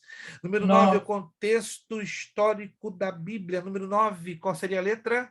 A. A de Antônio, a de Abba. É o método divino para falarmos por meio dos feitos humanos. E, finalmente, número 10, o contexto literário da Bíblia. Qual é a letra? É o Ih, rapaz, aí tropeçaram. Letra D. D de dado, irmã Núbia classificou tudo e deixou todo mundo sorridente. Letra D de dado. Trabalha com a lei da dupla referência. Trabalhinho de casa. Páginas 13, 14 e 15. Páginas 13, 14 e 15. Não parei por aí, não, gente. Continua. 17 e 18 e 19. Repito, 13, 14 e 15. E aí salta para 17, 18 e a página 19. Anotadinho? Quer que eu repita? Quer que eu repita? 13, 14 e 15. Só vai pular 16. Isso, exatissimamente. Mas só vai pular, a irmã Helene está ligada, ligadíssima. Depois que ela melhorou a conexão, ela não desliga de jeito forte. Pelo amor do Pai, vamos lá. Tivemos uma chuva muito forte aqui na segunda e derrubou-se muitas árvores e tem muita fiação na rua. Ouvi dizer, bateu um chuvão aí meio pesado aí nessa região de Worcester, né? Eu ouvi dizer, foi um negócio assim meio assustador. Exato. Algo parecido aconteceu aqui também na Flórida na semana passada. Não né? tinha nenhuma previsão de chuva e de repente teve uma chuva assim de uns 5 minutos. É o verãozão, né, que está batendo aí com uma certa violência, né, Mas que não é muito destruiu normal. bastante coisa. Perfeito, meus irmãos. Entendemos então? Para você ler, eu quero sugerir que você esteja lendo também a matéria no meio dessas páginas, tá? Que seria a página 15, a página 16 e a página 17. Todo esse espaço entre as páginas onde você está lendo matéria, eu também sugiro que você leia, porque isso vai ajudar bastante a compreensão na próxima aula. Peço as vossas orações. Esse final de semana eu estou com um seminário para obreiros e a família em Boston, na cidade de Abington. Eu vou estar sexta, sábado e domingo na igreja Vale da Bênção, né, para ali ajudar aquela igreja, né, com o seminário Obreiro e a Família, né, um seminário voltado só para obreiro e a família. Segunda e terça eu vou estar fazendo alguns exames de cardiologia, né, eu não estou bem do coração, mas está tudo no controle de Deus. Eu tive uma piora com os meus problemas de coração, então na segunda e na terça eu vou estar fazendo uma bateria de exames no Mass Health de Everett e de Somerville. Peço as vossas orações e eu retorno para Orlando, se tudo correr bem, na quarta-feira, dia 31, pela manhã. Tá? Lembre-se de mim nas vossas orações. 1º de setembro é um novo live. Se você quer assistir um novo live, a continuação com a pastora Dilma, nós vamos postar dia 1º de setembro, quinta-feira, no mesmo horário, 10 da manhã, né? E não querendo jogar verde para colher maduro. Lembre-se, no dia 2 de setembro, é o dia que Deus estará me concedendo mais um ano de vida nesta terra e eu preciso de saúde para continuar servindo ao Senhor. Dia 2 de setembro, não estou falando isso com nenhuma intenção segunda ou terceira, mas o melhor presente que eu posso ter nos meus 63 anos de vida é muita saúde e forças para continuar servindo ao Senhor. Posso contar com as vossas orações? Preciso. Eu preciso. Como diz meu filho, Pai, Jesus tem que injetar uma cafeína espiritual para o senhor ter aí alguns anos de vida, né? Se Deus permitir, eu vou ter alguns anos de vida e saúde, mesmo hoje com um probleminha de coração meio chato, mas estamos esperando na provisão de Deus, né? E tudo vai dar certo, a gente vai fazer a nossa parte, se tratar, e aí teremos a alegria de, sexta que vem, estarmos agradecendo a Deus pela nossos 63 anos de vida nesta terra. Vamos agradecer ao Senhor, né? Deus falou alguma coisa ao seu coração através desta aula? Deus falou alguma coisa? Amém. Sim ou não? Eu quero acreditar que sim. Que Deus falou algo ao seu coração e à sua vida nesta noite. Vamos estar empenhados, né, orando uns pelos outros e estudando esta matéria. É uma matéria difícil, vocês já observaram, mas ela fica mais fácil quando lemos, estudamos, vamos lá na profundidade e dependemos da graça de nosso Deus. Muito obrigado, irmã Daniele, pelo seu esforço, né, nessa geladeira que está a Poço de Caldas. Obrigado pela família Soares, né, que creio que essa semana, não, na outra semana já estão voltando, né, para a casa, para o ninhozinho, né, que é muito bonitinha a casa dessa família. Gente, parece um ninho de pombinhos, né, muito bonitinho, né? Nem a minha casa é tão bonitinha como a casa do irmão Wallington, né? Quem for lá vai entender que eu estou falando, que eu não estou exagerando uma palavra, né? Bem aconchegante. Obrigado, irmã Sofia. Oh, meu Deus, que desculpa, irmã Jennifer, estou com Sofia na cabeça. Eu vou ter que conhecer essa irmã Sofia, né? Sua filha, né? Vou ter que conhecer a irmã Sofia para trocar o código da minha mente. Meu Deus. Obrigado, irmã Márcia. Continua Deus lhe abençoando e lhe usando aí no Brasil. E olha, se a senhora puder conseguir algum desses livros de hermenêutica aí, a senhora vai estar mais do que abençoada, bom? Pastora Darlete, obrigado, pastora Darlete. Hoje a senhora mas jogou unção para todos os lados, né? Espirrou unção, né? Que Deus continue usando a senhora maravilhosamente. Obrigado, irmã Fernanda, irmão Zandro, obrigado pela participação de vocês, muito feliz em revê-los. Jobé, Deus continue lhe abençoando, lhe usando muito. Quero ver Jobé pregando com força em algum púlpito de alguma igreja, aí eu vou lá. Onde tiver o Jobé pregando, eu vou atrás dele, vou aprender com esse homem. Obrigado, irmã Eliane, pelo seu esforço. Foi difícil, mas conseguiu, graças a Deus. Jaqueline, Amém. Deus abençoe. Tudo vai dar certo, Jaqueline. Você breve vai estar aí bonita, sorridente, alegre, já com o computador funcionando a 1000 por hora. Irmã Ângela, orando pela senhora para que a senhora conserte também o seu aparelho e possa estar presente para todo mundo que veja a senhora sorridente, agradecido a Deus. Em nome de Jesus. Você quer muita luta, mas vai ter vitória, né? A senhora está se esforçando e no que a gente puder, a gente está aqui para lhe ajudar. Vamos pedir ao irmão Wellington. O irmão Wellington esteve aqui na minha casa nesse final de semana, né, com a irmã Núbia, com a Isadora. Tivemos uns momentos assim lindos demais. Eles estão na Flórida, né, 2h30 daqui, e a saudade ficou forte, né? Hoje, Maria Luísa, né? Como é que estará aquela família? Já se esqueceram da gente, é ruim. É ruim, né? Minha esposa hoje falou quase o dia inteiro da senhora, irmã. Foi um negócio assim meio estranho, né? Chegou um ponto que ela encheu os olhos de lágrimas. Ih, para de bobagem, mulher. Eles estão aqui, vão voltar. Ai, como eu amei aquela visita, né? Porque minha esposa, né, fechada dentro de casa, é normal, ela se sente muito emocionada quando recebe visitas. Eu quero agradecer também as orações que os irmãos têm feito. Ainda minha esposa não alcançou um milagre, mas estamos crendo, né, que um milagre está a caminho, né? No momento desse, eu vou dar o testemunho de minha esposa já caminhando para a glória do Senhor nosso Deus. Por enquanto, Glória a Deus. ela está em cadeira de rodas, né, como o irmão Walter, irmã Núbia e Isadora viram, mas estamos confiando aí que Deus vai fazer um mover aí. O irmão Walter orou por minha esposa, só dar esse testemunho de 2 minutos. Depois que o irmão Wellington ele esteve orando aí com minha esposa, e eu não quis falar por telefone, eu queria dar esse rápido testemunho. Minha esposa deu 4 passinhos.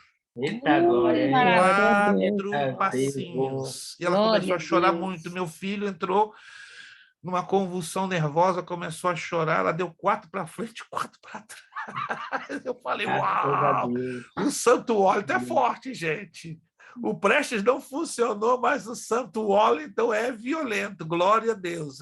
Eu sabia que Deus ia fazer algo para começar o milagre. Então, nós recebemos esta visita desses 3 anjos e eles não estiveram aqui por um acaso. Deus sempre envia alguém não apenas por uma casualidade para nos visitar, mas para trazer uma bênção de Deus. Aconteceu 1h30 depois que vocês saíram, que minha esposa foi na cozinha e deu um negócio na cabeça dela de ela se levantar e começou a dar os passinhos. Eu falei, papai do céu, o que está acontecendo?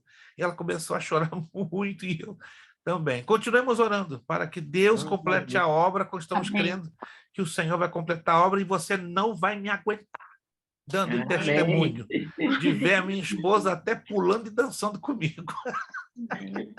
Irmão Wellington, irmão, estará agradecendo a Deus com a palavra de oração. Desculpa estar tomando esse tempo em dar esse testemunho, mas eu tinha que falar, irmãos, que Jesus ainda trabalha.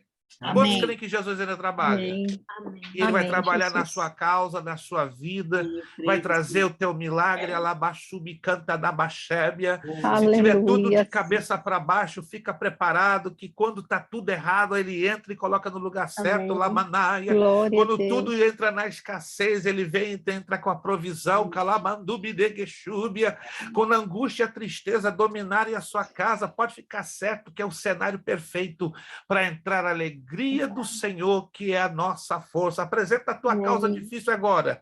Apresenta a tua causa difícil. O Espírito Santo fala no meu coração, tem gente aqui com uma causa apertadíssima, muito difícil, mais difícil do que o problema de saúde de minha esposa, e você está com o coração pesado, angustiado, aflito, mas Deus manda te dizer, você vai sair daqui aliviado, porque a poderosa mão do Senhor vai tocar o teu coração e vai dar uma injeção de fé e de ânimo para você crer que o milagre adiante vai despontar na sua vida. Irmão Wellington, Aleluia. agradecendo por esta aula e apresentando os pedidos de oração. Irmão Wellington, pode orar. Senhor Deus, Pai Todo-Poderoso, nesse momento, podemos agradecer a Ti. Aleluia. Obrigado pela aula de hoje. Graças te damos, um pouco sobre a Tua palavra, Senhor Deus. Te agradecemos por cada um, por cada aluno aqui presente, Graças por te aqueles damos, também que Senhor. não puderam estar hoje, Senhor Deus. Continua abençoando, guardando cada um deles, Senhor Deus. Obrigado, Senhor Deus, pela vida do nosso pastor Prestes. Graças Este te homem damos, que Deus. utiliza, Senhor Deus, o seu tempo para nos ensinar, Senhor Deus. Aleluia. O seu tempo para mostrar-nos um pouco mais sobre a Bíblia, Senhor, mais um pouco de conhecimento sobre Ti, ó Pai. Bendito seja o teu nome. Pedimos, Senhor Deus, que continue, Senhor Deus, trabalhando, Senhor Deus, na vida da irmã Luísa, Senhor Deus. Leve a cura, Senhor Deus, ali que ela Aleluia. Completa a obra, completa a e obra. agradecemos, Senhor Deus, por tudo que tem feito até agora, Senhor Deus. Aleluia. Completa, Senhor Deus, esse milagre, Senhor Deus, que é para a honra e glória do Teu nome, ó Pai. Te agradecemos, Senhor Deus, por mais uma aula, Senhor Deus. Te agradecemos por tudo, em nome de Jesus. Amém. Nos vemos na próxima semana. Você que já fez o seu pagamento do mês de agosto, muito obrigado. Deus lhe abençoe, lhe prospere poderosamente. Você que ainda não fez o pagamento do mês de agosto, está em tempo, até o dia 30. Não se esqueça, passou do dia 30, pega o telefone e fala comigo. Não deixa a gente apertado, não, porque a escola está com algumas despesas que precisam ser rapidamente cobertas, né? Mas aí nós contamos com a sua ajuda, dia 30 como máximo. Se você não puder, entre em contato conosco para a gente trabalhar com uma melhor data, ok?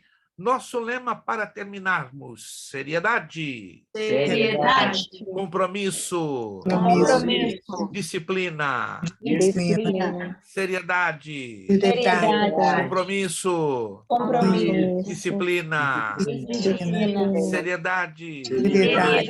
compromisso, Compromisso. disciplina. Disciplina. É necessário que ele cresça É necessário que e eu diminua. É necessário que ele cresça e eu diminua. É necessário que ele cresça e eu diminua. E a Deus damos o quê? A honra, A glória e o poder. Muito obrigado, Deus os abençoe. Ótimo final de quarta-feira, abençoadíssima semana e até a próxima quarta-feira, 31 de agosto, finalzinho do mês. Estaremos lá em o nome de Jesus. Muito obrigado, a paz do Senhor a todos. Deus os abençoe rica e poderosamente. Vejo vocês. Deus abençoe. Amém. Deus abençoe.